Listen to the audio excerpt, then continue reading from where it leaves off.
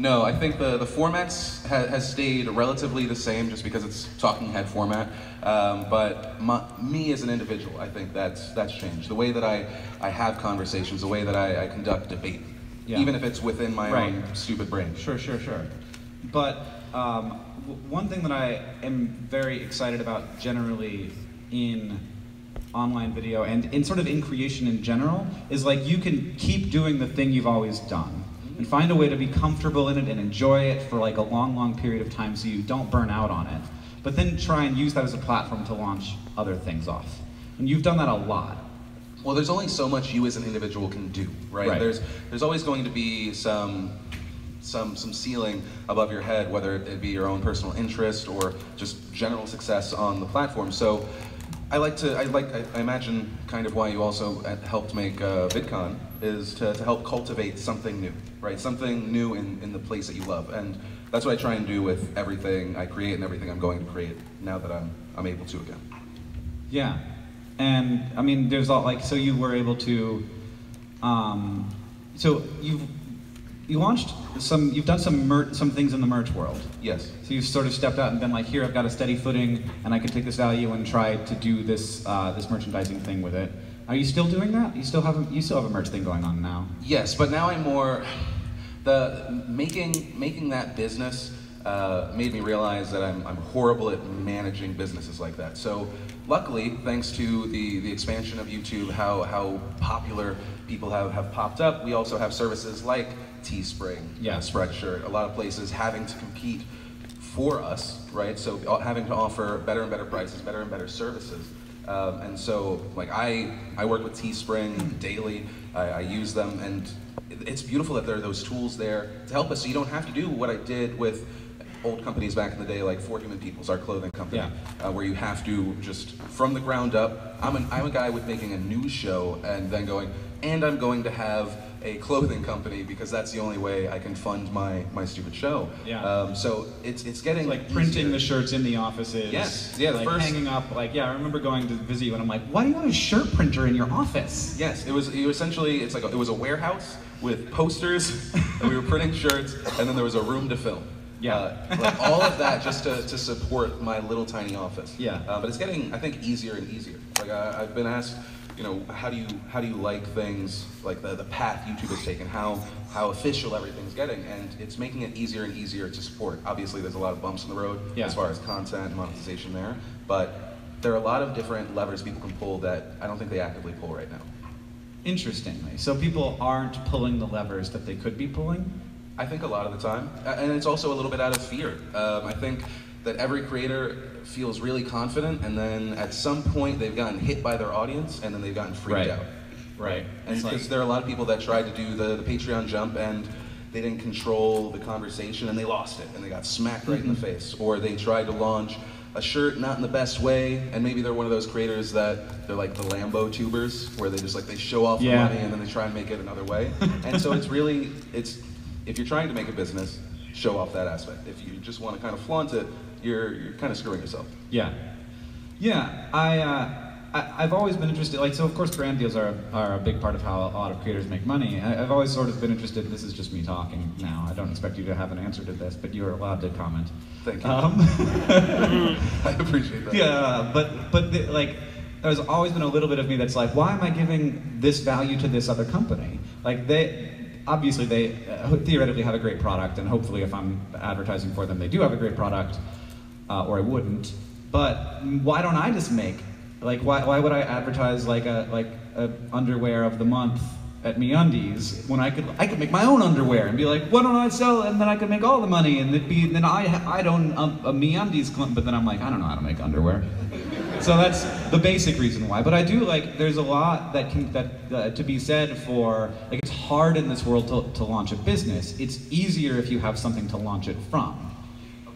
And I like both of our abilities to have done that several times, you know, SourceFed and For Human People's, and also like maybe even just like launching a podcast or something like that. It doesn't have to be like, how do I create this massive new business? But like maybe you launch a new media thing from your old media thing that you might be more excited about, or that might have better opportunity for monetization. like I feel like a lot of creators don't they don't want to look at it. They don't want to look at that that huge thing of what do I do with this audience aside from direct monetization. What is a step in between? I have an audience and I want to turn it some of that value into money, but wait, maybe there's a better path. It's I have an audience and I want to create this new thing that's going to help. Well, yeah, I mean, if you want to create, if you want to then expand, you have to have your own thing to be able to push to make more money. And the reason for that is if I'm someone that wants to sponsor a video somewhere on the internet, we can negotiate. But I know for a fact that if you're a 7-day-a-week vlogger, that you have so much open inventory, and you want that extra bit. You want that extra bit, but if you're able to promote to yourself, whether it be a piece of clothing, a subscription service that's paid, Patreon connected to that, yeah, you have to have that extra thing because it gives you leverage. It gives you the ability to say, no, I don't need to lower my rate to a certain point because there's millions of YouTubers, and everyone, they go lower and lower and lower, but you have to not, and that ends up making you a little more special. People desire you more, and it'll help you longer term. Yeah, there's a great, if you have a Patreon, if you have some kind of subscription service of any kind, it's good to sort of measure how well a good strong call out to your Patreon performs in terms of revenue, and then you can say, well, to me, just doing a good Patreon call out is worth this much. So at least I can say if a brand is paying me less than that, I should be spending that time telling my audience to just support me. So you have at least a basement, which is nice, a place to not go below. Agreed. You talk a little bit about it's interesting to hear you say that there are some levers maybe people aren't pulling, but also that in general this space has grown and it is easier to monetize. But obviously, you have had struggles with monetizing in the way that the lowest barrier way, which is to sort of let YouTube do it for you, and then sometimes they don't. That's been an issue since day one for me.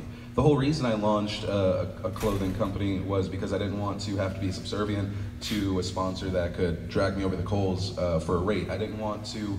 At that point, YouTube just didn't monetize.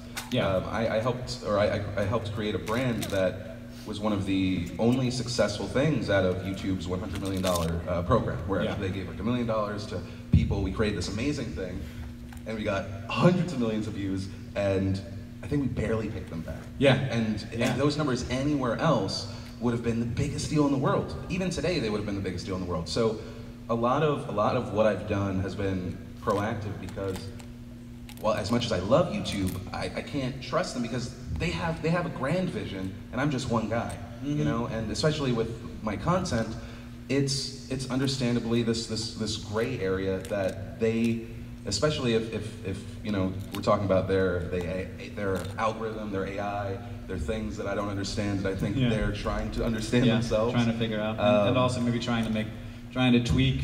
And maybe thinking more about the advertisers and the creators, because obviously none of us have anything without the advertisers. Yeah, and I need that stability for myself. Yeah. And if you are having to deal with a crazy partner in some capacity, no offense to any people from YouTube here, I've met you, I love you, but if you're having to deal with something that's unstable, it makes you unstable. Right. So you have to have, like you're saying, that great basement.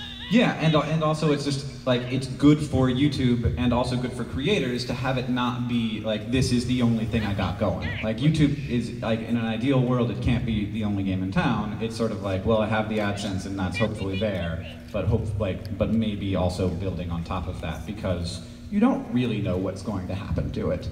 And amazingly, it took an awful long time for there to be any kind of shock to that system, and that happened in 2017 in April. How did it take that long for there to be a noticeable and site-wide drop in CPMs? That wasn't it wasn't part of the sort of normal cycle of how that works. And obviously CPMs are higher around Christmas and low in the first quarter, but it just dropping like that and everybody being oh my god, I kind of took that stability for I took it for advantage, took it for granted. You got it. I got you. Thanks. I don't know where my brain is. And yeah, it's interesting to hear you not sort of be at all bitter about that. Or like even frustrated. Like you're just like, oh yeah, I understand. Oh, I You're supposed internalize to- it. Yeah. Inside, I'm a child just screaming on the ground. But that's not a good look. It's not a good look. And so I put on like my businessman hat, and you know we launched DeFranco Elite, and we blow it out of the water like 5 times past expectation. Yeah. And I think that's why, like, even if it's not going to be anything big or meaningful and you're launching now, getting that to be a part of your ecosystem, part of your world, that's huge, right? The people that watch me know that I have this segment in my show, Today in Awesome, right? This like happy little place where I help share videos from trailers I like to small creators that are coming up. That also ended up being a place where initially we would have like fake sponsors. It was like brought to you by demonetization and brought to you by whatever. But then I started integrating my products, my shirts, actual advertisers. And it became a part of what we did. Same as now DeFranco Elite is part of what I do. And I think that even if it's not anything meaningful now, just getting people on board to go, oh, this is normal. This isn't some random grab. This is just part of what I'm signing up for. That's huge. That's huge for the long term. Something I've been repeating on every panel is when you're creating, plan for this like it's a marathon, not a sprint. The reason why we have done 8 VidCons and the faces constantly change other than the new faces coming out and a lot go away is the burnout is real. You know, a lot of people are doing that sprint, they're not planning for the marathon. Yeah, I mean, every VidCon I look around at people they're working much harder than me. And I think that they have to. I definitely think it used to be easier, used to be a lot less crowded. And sometimes it just I look at them and I'm like, I'm so tired right now, just looking at you. Like I can't. And you know, some of that is like I'm older. Some of it is, but some of it is just like you can't do it forever. Right. But I also think that that's why established people aren't obligated to do it. But if you want what we're doing to be a better place, I think if you're in place right now, you need to actively promote. Even if it's like once a month to a creator that you respect or you think could do something special that could be the next Liza Koshy, yeah. You know, because they're out there, right? Yeah. There's a lot of noise, it's hard to get out there, and I'd rather it come up from people organically doing it, people that saying, you know, I like this, come be in this, you know, all ships rise, tide, something. Yeah, people, all ships rise, tide, something. And Philip DeFranco, 2017. Yeah. And there's also a certain amount of I know I'm not going to be here forever, and hopefully the people who are next will think kindly of me. And so please come in, but also maybe I can. You'll be like, that guy helped me out once upon a time. Yeah. Sometimes that pays off. Yeah, it's I try not to be too open about my ulterior motives, but occasionally I'll shout out a creator, I'll be like, and I'm doing this, and someday this person's gonna be huge, and they're gonna think, oh, I remember when Hank did me a solid. Yeah, I mean that's a reason too. Yeah, that's the only reason I. The only reason. I just planning for the future. My whole business strategy is to make content for long enough that my audience will someday be important business people, and they'll just pay me to come to their conferences. Okay. That's all I want. That's why you need to come out with a book so that your speaking fee goes up. Oh God, I'm so tired, Phil. Do you get nervous if you put out a book? They're gonna be like, wait, that's not the Green I thought. Wait a second. What is this bullshit? That's why if I write a book, it's gonna be about a bisexual girl who's really good friends with a robot, instead of John being like, oh, people are normal, and you gotta have weird. It's gotta be about dragons in space, and people will be like, not confused. Vampire dragons in space, not the other John Green. Nobody take that, by the way. That's mine. Vampire dragons in space is mine. So you've got this. You got a pretty solid base. You've been growing more than ever, and it seems a little bit like you're thinking about tossing off to another new project. Is what it seems like in my head. When you say another new project, what do you mean? I don't know. It seems like you said that whenever I do, it seems as if you have said whenever I do a thing in the future, maybe it's not going to be on YouTube. Yeah. And so that makes me think, you're thinking about doing the thing in the future. Yes, so we were talking to several potential partners. YouTube was in our realm of possibility, but just seeing, and it's, once again, I never want it to seem like I'm just bashing the site. I greatly respect and I'm thankful for the site, but it also makes me critical to it. And I have to think of, once again, my basement, building up.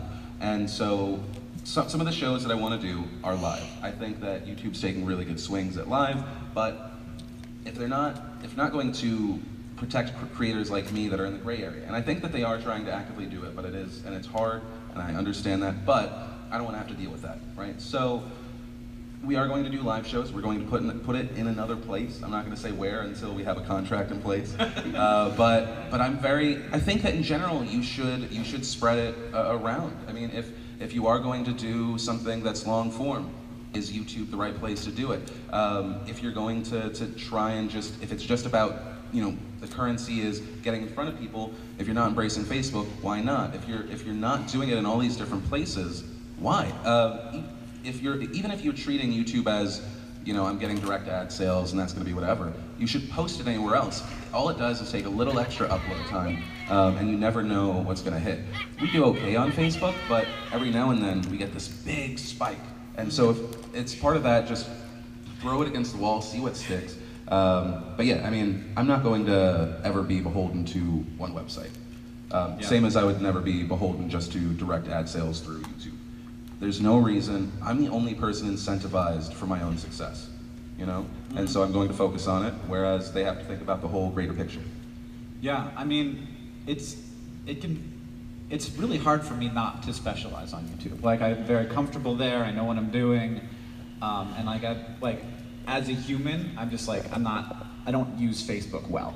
Like, I'm not good at it. I just have never felt comfortable on the platform, and so I feel like I don't know how people use Facebook, and so I don't know how to create content for it. I think that's actually the issue of the old YouTuber. We're looking at those numbers. I really want to emphasize, this is the first year that I've actually felt like I'm old media. I'm like, wow, okay, this is what Comcast feels like. I'm just like, wow, this is moving very fast, and I'm not ready for it. Can we just everybody slow down a little bit? Tell me about Musically. No. No, but I mean, I think if you think of the people that are ready to pivot, they're ready to move on a dime. The best example are the guys and girls that were on Vine, that properly jumped, that could see which way the wind was blowing, and are now some of the biggest, most important movers in the space. Yeah. And I think it's because they came up on this side platform that wasn't the most viewed video platform out there on the internet, and they figured out that it is about personality, it is about consistency, it's about a lot of the key things that it usually took a lot of YouTubers to realize, and then they spread it around, and they they actually work together, right? Yeah. That's something that a lot of older YouTubers don't do as well. They become they create their little bubble. Mm-hmm. And then that's it. And a lot of these guys that are successful are spreading it around. They're taking on the older YouTubers to be a part of their videos. They're taking on the new guys. And I have, even though the content isn't necessarily for me, the business style, I respect it. Totally. Yeah, absolutely. And it's really interesting to see when a new platform comes up, that when I see that, I'm like, look, I know that there's going to be, and I think even feel this way about native Facebook creators right now. There are going to be a lot of really interesting things that happen, and it's not going to be the people who are currently successful because we're too busy to learn a new platform. We're too tired because we have a 7-month-old child to do that. And certainly some people will be very good, and the massive amount of sort of collected value that we already have inside of our audiences, which is really where most of our value hides, is it's in each individual person. That's a really great thing to leverage and put and to do your next thing. But it's amazing that you need so much more than just that to be a really great Viner. Like when Vine came out, it didn't matter how big your audience was. You could push your audience to Vine, but if you weren't making for that platform in a way that was very specific to that, like the medium being the message, very much in that case, it's not going to work for you. And it worked for a lot of people, but like I was just like, that's not ever going to be me. Right, and that's when I say like put your stuff everywhere. Obviously, specialize it. Yeah, it's very, very important because people can just sense someone that's being disingenuous a mile away. Yeah, yeah, yeah, and also, but like I was just talking to a guy earlier on who was like, I was thinking about like he's an older dude, and he was like, and I got into like digital very early, and I was like, well, not earlier than me, and he was like, ha ha ha ha, yes I did. And I was like, oh, well, tell me more. And he was like, well, I got out of school and I was like, I was gonna be a TV producer, and then I saw what that looked like, which is just like trudging for years, unless you happen to be some famous person's son. Then he was like, he got into CD-ROMs. And I was like, oh yeah, that's before I was making digital media. You were making CD-ROMs. Because he's looking, like, instead of like fighting for the thing that everybody's fighting for, like maybe CD-ROMs are laughable now and were maybe a little bit laughable then, but now he's been in digital media for longer than anybody and knows an awful lot about it and is quite successful in the stuff that he does. So like it's very tempting to like go to like run down these paths at full speed that other people have blazed. But it can be a lot more fruitful if you just start to like, I'm gonna just run into the woods here and be like, I don't know what this is, but I'm gonna be obsessed with it now. Yeah, and I think kind of on that point, when you see everyone running and chasing what they think is going to work, I think just taking a beat and seeing what is the opposite, even if it's just something in like a general thing. If everyone's starting to go shorter, is there something that's interesting about going longer? You know, and I think the people that ended up benefiting from that were people that obviously use the word and people don't fully understand it, but ended up being embraced by the YouTube algorithm. People that kept people on YouTube for a longer amount of time. Mm-hmm. And also because when everyone's chasing something, it becomes super saturated. You're gonna have 2 or 3 winners in that new thing, but you could be someone that's on the cutting edge of a different style or a different format. So I'm gonna shift a little bit here. Uh-oh. I feel like we've explored that well. Yes. Good job. Perfect. You have had tremendous success on Patreon. I don't know how much, but I'm guessing a lot. Just by it looks great. I'm really excited about that. It's very exciting for Patreon, the platform, and it's very exciting for like whatever it is you guys are working on. Yeah. Including the stuff you're already doing.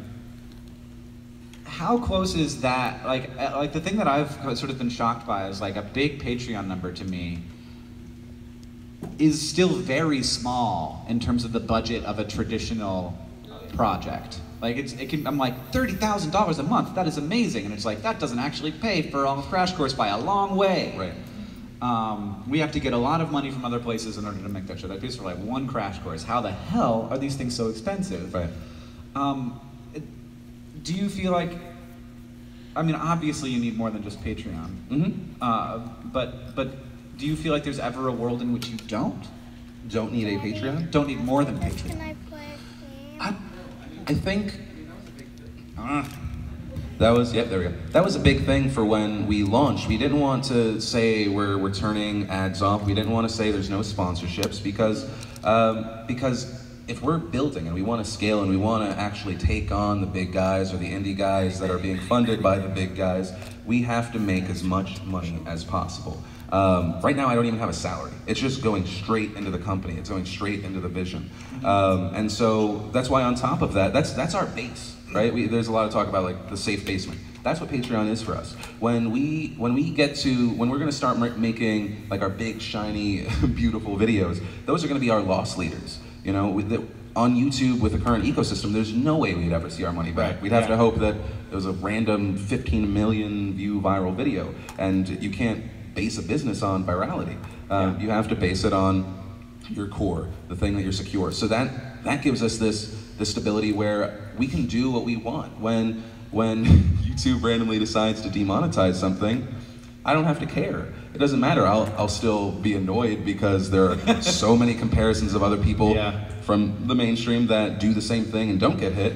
But I like to, in my happy place in my brain, think that it's not because I'm the little guy, and it's just, I try to imagine something being broken or someone being stupid and not evil, right? I always try and give people that. Yeah, there's a problem, and it is not that they... Well, a lot of people jump to, they're evil. I'm like, maybe it's just broken. Yeah. Or stupid. Or hard. or stupid. Or hard. Or hard. Or hard. Sorry, see, that's or my just inside. Or for all the YouTube employees in the audience, or idiots. No. That was his words. I'm actually, it is so hard. And it's not just, like the demonetization thing, so there's basically, for clarity, there's two things. There's one where YouTube is like, this video's never gonna get an ad on it. We have decided that it's not going in the bucket of content that gets ads because we are afraid that advertisers are gonna be upset with us. Or we don't, or like, it's so bad that we don't think that it should ever get monetized because it's evil or whatever. Obviously you're not in the second category, but apparently in the first. Okay. Sometimes. And then there's the thing where it's like advertisers are choosing to not put their ads on certain content right now. And so people are like, there's clarity around demonetization. It's like, my video got demonetized, I know that happened, it's never gonna make any money. There's not clarity around the second thing, which is advertisers have chosen to not advertise on my content as much anymore. I used to be getting, 60% of my videos had ads on them, and now 10% do. Well, and that's very bad. Even where you're saying clarity, not really. I mean, we have an appeal process. There's not really clear. You at least know what happened. Yeah, when you go why, they point to a wall of rules that kind of work. Yeah. And that's frustrating. Yeah. Just tell me what I said. I understand that takes another person, and there's probably overhead there, but it's so frustrating. This hits, I feel like, my community the hardest as far as people that want to talk about things that are sometimes hard and ugly. But it's frustrating when someone says, well, this is the reason why. Just point it out and then show me why those same rules aren't hitting other people. But that's something that I mention for 20 seconds in a video because I don't want to whine about it, but it's extremely frustrating. And I mean, it's almost the best thing, the way that we've been treated in that capacity and kind of how blind most tubers have been to that, it ended up being the most beneficial thing because it brought out the people that really cared about what we were doing in the audience, and they said, no, you don't need to do that. We want you to focus on making the content, and so we're going to support you. And even the people that can't, what we've noticed is people sharing the content more. And it's kind of what we've always seen with these communities. When anyone sees anyone kind of being mistreated, everyone rallies, right? When Ethan from H3H3 all of a sudden, there's news that he's getting sued, the community rallies. Yeah. And it's sometimes we need, it almost feels like, the mistreatment or the bad things so that we remember to care about one another and support each other as a community rather than just being a bunch of individuals. Yeah. Yeah, and I've been really worried about not just demonetization, but also just this like general decrease in ad revenue, because it's very unclear. For some creators, like what's even happening. It's like I used to be making $1,000 a month, and now I'm making $100 a month, and it's not like any of my content is demonetized. I just am making less, and it's very hard to be clear about that as YouTube. But it's like it feels very much to me like something happened, and it like. Advertisers wanted to be able to make a choice, and YouTube enabled them to make that choice somehow. But it's very unclear, like, two channels that make basically identical content, one will have this problem and another won't. And with a smaller creator that, maybe is making, $10,000 a year, which is like really important, but not, maybe not on everybody's radar, I feel very sort of worried for those sorts of folks. Well, that's the reason why it is good to talk about it, even if you risk the people saying that you are whining or complaining about it, because it is a legitimate thing. I can say that I'm talking about it for me, but it is for the next generation. If we want more voices to come out, we have to support the next people that are coming up. Yeah. So do you feel as old as I do? Do I feel as old? Yeah. I'm feeling okay. I'm not like physically. You look very spry. Oh, but thank you for that lie. I appreciate that. But just like the amount that it has changed, and maybe having not totally kept up on all the changes. Yeah, I guess. I mean, I pride myself on being, I feel like, the quote-unquote old man of YouTube at 31, which is horrifying. But no, I kind of wear it as this badge of honor. I feel like I'm one of 7 people that's still around and not kind of just doing it because I focused my life on this and it didn't work out and I just need to be able to pay it. It's all that time and then still trying to be able to still innovate and change things and kind of guide some of the moves that are going to happen. So I mean, I think the moment that I feel a little bit lost, that's when my age will really catch up to me. But right now, I'm more motivated than ever. So I mean, I think any creator struggles sometimes with like getting your brain in line with your goals, and being held back by what your brain wants to do, which sometimes just not get out of bed or obsess about stuff. I'm mostly just assuming that you probably have struggled with this, because I think everybody does. Yeah. It feels like right now, though, that like you have found something that's really pushing you forward. Definitely. I mean, I talked about this with Bernie Burns of Rooster Teeth, and I feel like I've just been repeating this point for the past day, but it is, to steal from him, it's less, it feels like the long-term success, it's less about motivation long-term and more about discipline, right? There are going to be the days where you don't want to wake up and you don't want to do the video, and every now and then don't do it. But what's going to separate you long-term in the marathon that we're talking about is pushing through on the days you don't like. You don't want to do it. If it's not sustainable, then change what you're doing long-term. But there are days where I think that I have a C- show, but I'm still going to put it out because there are people there that want to see it. There are people that know that I'm not always going to give them an A+ show and being fine with that. So, I mean, I have the passion. What's more exciting for me now, especially since we're hiring from within, as far as within our audience, which was something I've wanted to do for a long time, they have the faith, they have the belief in me and what we're trying to do and what I think we kind of need to do, especially in the space of news and commentary. So seeing that passion, that motivation, even if it's temporary, and training them in the discipline, that's what's really exciting to me. Like building out an army. Yeah, that's pretty cool. Thanks, man. It's often very much necessary in online video to not just be a show, but to also a little bit be the show. Like not just to have a show, but to be the show, to have a personality behind it, so that you can say things like, look, I'm not able to do a show today because I can't. I'm just not in the place, and people will be very understanding of that. And maybe even more maybe even feel like more of a good fan because they let you off that hook occasionally, or know that sometimes you're going to put out a C- show and not hate you forever for it. In a way that like traditional media really doesn't, where the show is the show and the hosts are sort of like secondary to the idea of it. It feels very much like you and certainly on Vlogbrothers, me and a lot of online creators. I think this is partly because there's just so much content on the internet, and you have to, like, if you're going to get people to come back every day, when you're competing with basically infinite cats, that you have to be interesting enough, and people connect with you enough that they're going to come back every day for years and years and years. Right. That's like, you've done that very effectively, and I think that like that is a thing that's hard. It can be overwhelming, and it can feel like a tremendous amount of pressure on me. But at the same time, like doing what you do, where you put yourself intentionally, and it's part of your business model to put yourself on the controversy.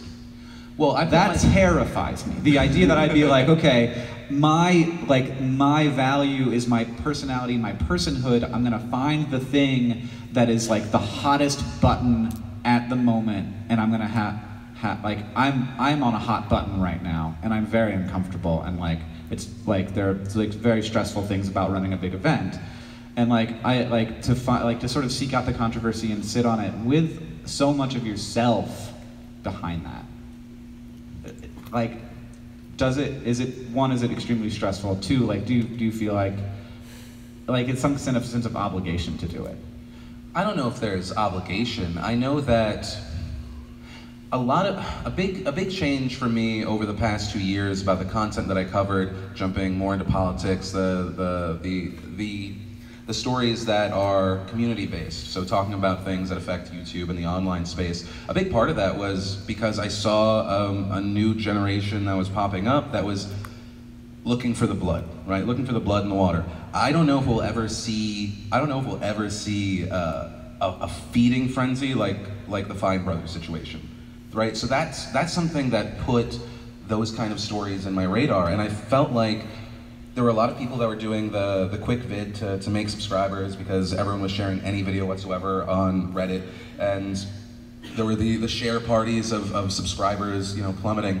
And I was like, you know what if someone made a video that wasn't like crucifying these guys? What if like we try and say, I don't agree here, but maybe let's give them the benefit of the doubt, right? Just one thing, not even you know, arguing for them, but let's be rational about it. And I understand why people were angry, right? And I think that I pride myself on being able to put myself in someone else's shoes and understand why, and then trying to talk to them about another point of view, even if it's not my own. Just because, one, that kind of debate and conversation excites me, and you kind of get to see if someone's they really know what they're talking about, or if they're just repeating things they read in like a Reddit thread.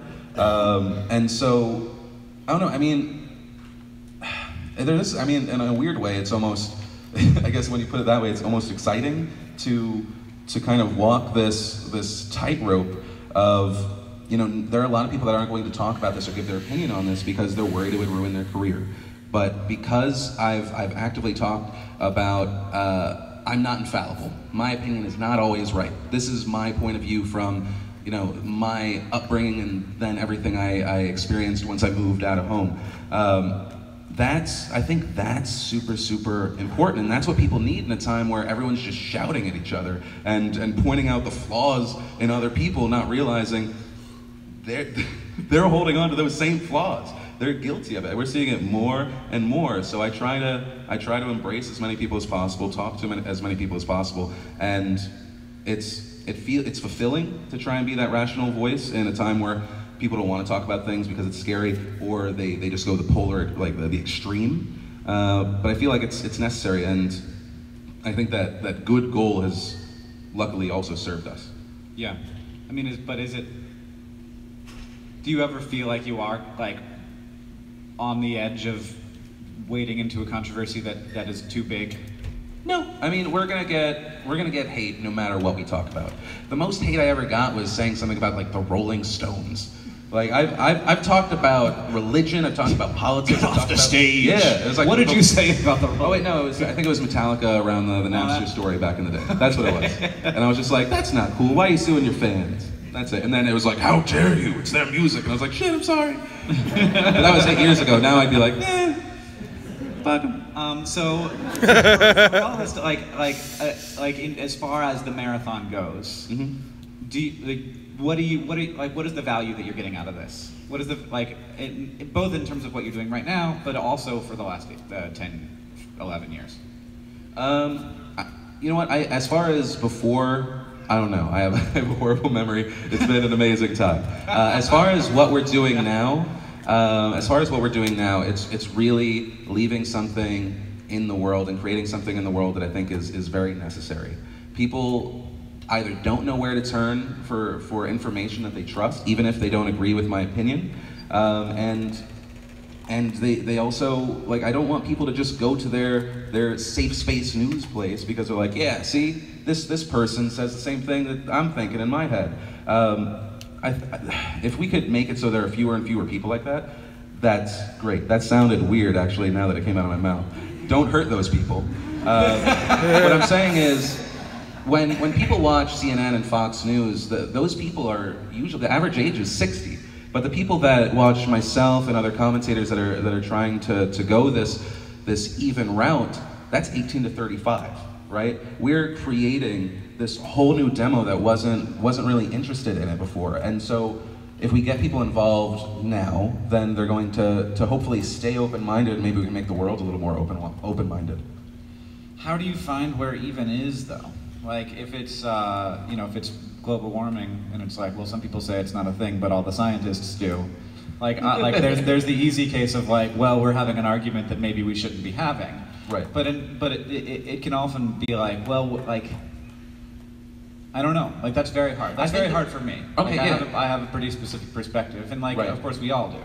Right, and so right now what we do is we try and convey the amount of evidence and support for one thing. We try and explain where people are coming from as far as their arguments and if there is validity to them. Long term, what I'd like to do is to be able to bring experts on, right, and actually feature those people, because we have a platform where, sure, we have talking heads and it's great to do collabs, but if I can get actual experts on, right, what a lot of podcasts have been doing for a really long time, but we don't see it a lot on YouTube or in our community. Doing that to an audience, for me, like of 1 to 1.5 million per day, I think that's really exciting. And so I think I want to kind of evolve this is what they say, this is what they say, to something a little more meaningful. Is there some thought to like, maybe this is the topic that everybody's sort of shouting about at the moment, but like, how do we, instead of saying like, okay, so everybody's having this argument right now, but maybe it's not the most important argument to be having, and maybe we're only talking about it because it's an easy argument to have? Like I often feel like we end up having these sort of surrogate arguments that are about a lot more than what the actual disagreement is. And those tend to be particularly hot button things because you end up with sort of the hotheads of both sides getting all up on each other. And then, but you don't ever actually sort of address the deeper thing, like the deeper division between culture, or the deeper, like the fact that we're speaking kind of different cultural languages, and have are coming from without any sort of knowledge of both the experience of and also the sort of like data collected by other folks. Like what with our more sort of informational news content, I keep I want to go farthest away from where the people are arguing and like say like, okay, we argue about gun control in America right now, but like let's talk about the history of gun control in America, or the history of guns in America, and about like and about causes of death in America, or like even farther away and be like, let's talk about Brazil, because you don't know anything about Brazil because you're not from there, and at least you'll have a little bit more information about this big thing that matters to millions of people. But I get a little bit worried when it's like, yeah, I do appreciate you bringing sort of like some insight and like some sanity to these extraordinary fights, but it's almost like can't we just like stop having those fights that are just about fighting and not about the actual problems that we have? Right, and there's always, I think, a way to connect it to something else, right? So, I mean, you talk about guns, right? So after Sandy Hook, what we talked about on our show is obviously there is a debate that is going to be huge around for guns, against guns. We talked about, is there a chance for meaningful change in the country when that happens and then they try and push through this gun law that would have really no effect, right? It was just an optics win, right? And I think, I don't forget if you were in the same Google Hangout, but I asked like Joe Biden, why? Right, like why ban this? I can't remember if you were in this Google Hangout that I had with Joe Biden. Joe Biden. I was not there, but complimented my hair. No, but I was just like, why this and not this almost exactly same thing? It's not going to have a meaningful impact, both number-wise, as far as what weapons are actually used. Yeah. Is this the beginning of something, which is what people are scared about? Or are you literally doing it for the optics, to make yourself look like the good guys? Is there anyone that is going to try and make a meaningful change? Because we can, every shooting that happens, we can have the same conversation, but there's a lot of other things to be said. And so we talk about the hot button issues because everyone all of a sudden kind of turns and then they forget what was happening over here before. But we try and kind of guide some sort of conversation so we're not the same talking heads saying the same things. Sorry. It's okay. Running a conference, so I'm checking my texts. Everything's fine. I'm going to ask you one more question, then I'm going to open it up to the people. Yeah, the people! Well, actually, I'm just going to open it up to the people because I talked too long already. All right. Yes, you. concernedly raising your hand like as if you're worried. That was like 5 people. Yes, correct. It's working? Hello? So I work for a TV station, speaking of old media, but I also create content on my own channel. I'm curious, Phil, obviously you have a news show, and I'm at a TV station where we're trying to figure out, you know, yeah, the audience watching TV is obviously a lot older than the audience on YouTube, but it's like, are we gonna have a whole separate team that just makes content for the station's YouTube channel? What do you wish news stations would do on the internet? Where do you wish that would go? Are you talking about local news? Yes. I mean, most news in general, I mean, it feels like they're realizing the importance of digital more and more. I don't want to egg it on because I don't want more competition. But I think it's a smart thing to do, right? What's unfortunate, and one of the reasons why I think it's important that people that started online, started on the platform, we need to move as fast as possible to try and make as much money as possible to support what we're doing, is because the people that are going to own trending and own recommended and open and own where all the extra spaces where you can maybe get new viewers is going to be from traditional media that has the staff to keep up. I mean, if you look at trending most of the time, you see John Oliver, who has a team, Stephen Colbert, who has a team, all these other people who have a team, and they're slowly, silently taking over. And like one Jimmy Fallon sketch at a time, they're just taking it. So. I mean, for you, just put it out there, right? Especially with news, it's going to get covered by all the other places that don't have media teams. But don't do that, because I don't want to compete with you, preferably. Oh, sorry, I'm making you run around. I'm old. I wanted to say, really quick, I've been following you for a long time, so thank you for your work. You've been, watching you has been helpful because opinions online can be very emotional, and I like the fact that you will tell us your emotions and then still be rational about them. Thank you. So I have 2 quick questions that have nothing to do with that. One, can I get a selfie later because it's extremely important to my team? And 2, I wanted to know, like, I watched your video on your new platform recently, and one of my goals is to make a platform that is collaborative based. I talked to the guys at Rooster Teeth, and I talked to the Fine Brothers, and they told me to email them to help them out. And I wanted to help you out too because I like your inspiration, and I want to know for your future, like if I can help you with whatever you're doing now, even if it's just something as small as being a researcher. Because learning from all of these companies is extremely important to me.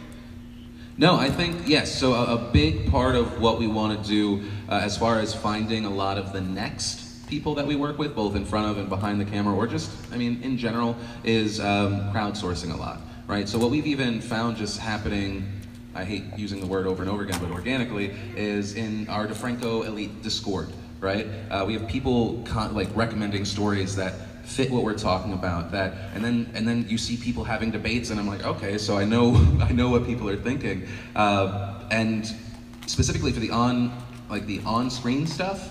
We're probably going to start using services like Snacked or making our own O&O where people can submit video and we can easily get them and involve the community both in front of and behind the camera. So I really do believe that the next step for what we're doing, and it has to come from the communities, right? I mean, if you look at Rooster Teeth, Gavin, right, came from the community. A lot of people like look from the outside that aren't longtime fans don't know that, right? Like we have the slow-mo guys because one of the dudes was a fan of Bernie Burns, you know? So definitely it's all about the community, and we're gonna start rolling that out sooner than later, just because it's easy turnkey stuff. Places like Snack, and I think there are several others now, are focusing on interactivity, video responses, things like that, because everywhere else has abandoned it, right? It kind of plays to that point of when everyone's running this way, because it's like, okay, have standalone video, comments, likes, whatever. Let's embrace video responses, which were abandoned a while ago. And was there another question? Yeah, it was like, because I have a company that works for me for free to help make our project a big deal. We're trying to bridge the gap between internet media and traditional media. We're creating a talk show, and I want to know if you could get a selfie, because that would make them feel really good. Yeah, let's do it after. Let's do it after all this. Yeah. Yes, thank you so much. In the pink? Yes. Oh man, I feel bad enough with the mic person. You couldn't hire more than one mic person? Hello. First, I want to say hi to Hank Green and to Philip as well. I actually met you, Hank, years ago when you were in Seattle and you were doing the show with Harry and the Potters, and I gave you butterbeer cupcakes. So, hi again. Thanks. And I wanted to say thank you again because you gave me a lot of really great advice. Then I now have started designing a company in which I want to help support creators. I don't want to be in front of the camera, but I want to help support them and give them business advice. I'm a project manager, and I know that's really hard to be both a creator and do the business side in the beginning. And I wanted basically to ask, I guess, more help and more advice about, for someone who wants to be supportive of the community without actually being at the front and in the spotlight. How do you do that? And one, stay true to yourself, stay true to the process and the organicness that is digital content, but as well as also moving forward in a more business aspect. Yeah, I mean, we do that a little bit where we try and find people who would, like, maybe they would have a really great show, but they're not ready to, like, they'd be great in front of a camera and they can write lots of good stuff, but they're not ready to sort of take on, like, running a small business and also like learning how to use Adobe Creative Suite. And that, like, what I will say is, like, find people who are making stuff you love and try and partner up with them or provide a service for them, because there are so many people, like, it is so hard to do it all by yourself. Especially, like, you're like, oh man, I forgot about taxes. And so try to find those people and pitch yourselves to them, or pitch yourselves, because there's two of you. Because it's so much easier when there's two of you, which I learned by having a brother. I'm gonna make it easier for the runner and go with the guy with the sunglasses. The left side of the room hates you now. Yes, look at all of you. I can't see you, I'm facing this way. The chair is directed that way. Alright, hold on, let me get this on Snapchat. Okay, yeah. Alright, I love your guys' work. Thank you for putting this on, Hank, and Phil as well. I love your channels. And I wanted to ask you what you guys plan on doing in the future for building this community, especially in person. I mean, VidCon is one of the biggest events around this type of thing. This is the first time I've been able to actually network with people for specifically this type of thing. And I love what Phil was saying about his new network, where he was going to be, like, taking community content. I want to know what you guys are going to be doing in the future, or what you'd like to see in the future for building out that in-person community between people, so that they could collaborate more easily, or just at least meet and be a part of a community locally. Does anyone live in the real world anymore? What do you mean? Local? That's YouTube. I'm local to YouTube. I think there's a way. I mean, I was like, not to talk about a thing that could be skewed as a potential competitor, but we used to do DeFranco Does events, right? So it was a show and it was cool, but what I want to do is I want to turn that into 1 or 2 day events for people specifically in my community, people that talk about news, that talk about pop culture, that are commentary channels, and one, use it as a way to cultivate a relationship with a lot of people that are in our place, but also because those people end up working together, especially when they're locally, even if they're within, you know, when we do a show, people within a 2 to 3 hour radius, you know, so if we have something that's less general, like a VidCon, and more specific, like what we're talking about here and what you see with, like, especially like the beauty genre has really embraced for a very long time. I think for me, that's the personal route, other than all the other stuff regarding our actual channel online. Yeah, I mean, like, figuring out the difference between, like, how do we get together and, you know, with our community generally, like, just have a good time versus, like, something that's going to be a little bit more productive, where, you know, there's a networking element, or there is a sort of, like, personal development element. Something that we thought about some, but we have babies now, so stop blaming your children. Well, that's the whole reason I had a child, is just so I could be like, I can't do that, I have a baby now. All right, one last question. I'll make you run to the guy in the blue there. Yes, that one. Yeah. You're pretty loud, yeah. Hi, Billy D and Hank G. Tuesdays on Fox. You can call me Hanky G. Hanky G. Hank G. Alright, So, I find this kind of fascinating, just observing both of your careers. You guys have a lot of external projects, and that have, over the past 10 years, that you've been working on this website and platform. I wanted to know, just from your experience, when do you know that it's time for a project to stop, or when is it time to, when it's at a low point to keep it going? Like, what do you know? Like, what factors influence the idea that something needs to stay alive, or is it time to move on? That's a really good question. That is a really good question, and it is hard. And I have kept some things alive for too long, and I've kept some things alive and I was like, I've kept this alive for too long, right before they took off. And I'll be like, man, we've been spending too much money on that for too long, and it's not returning, and we need to pull the plug. And then the week later, it's like, oh, it just exploded. And it turns out that when we all thought that it was great, and it was great, and now people love it because it just hadn't found its place. Yeah, I mean, and it's hard for things, especially, I think it's almost harder for when you have something that starts dipping, right? And the returns are getting lower and lower. I mean, I had this like 2.5, 3 years ago. I went from a channel that was getting 1 million plus to something changed, and all of a sudden we were at 400,000. Yeah. Right? And it starts getting scary, and that's the moment I think that kind of is going to separate a lot of creators, not just before, but in the future, of what happens when you get scared. Do you kind of make the 1,000-degree knife videos in a hope that that's going to somehow... Sorry to anyone that's making fidget spinner videos right now too. Are you going to do that and chase that, and you're just then you get into that realm of just chasing things, or are you going to either pivot or do something different or start putting it in a different place? But it's hard. I mean, as far as knowing what's going to take off or not, I believed, but it still took another year for me to find the right avenue and the right things and changing what I was doing to make it work. Yeah, if you're doing the same thing over and over again and it's not working, then that is a problem. You should definitely, even if it's the same project, there's always ways to innovate the model, ways to innovate whatever if it's content, the way you're making it, or the kinds of things you're doing, or how you reach out to your audience, or how you develop audience, or how you monetize. And sometimes you find a lot of obviously Netflix started out sending DVDs to people. It turned out that there was a better way. Yeah, I guess the main thing is just never be married to anything. Yeah. And also it's the internet. So if it was good and maybe it was a marketing problem, if you still continue just to at least try and market it, which is very hands off, just putting it here and there, trying to plant the seeds, then you can focus on something else, right? And then if it hits at a later time, awesome. But it's bad